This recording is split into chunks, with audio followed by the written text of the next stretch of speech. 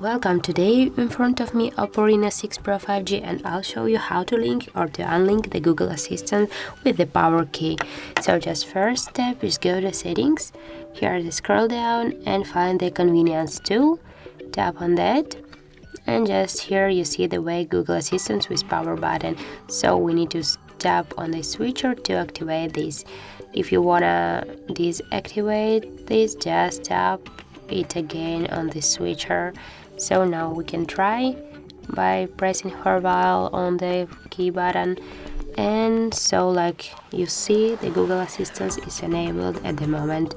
So if you find this video helpful, leave like, comment and subscribe our channel.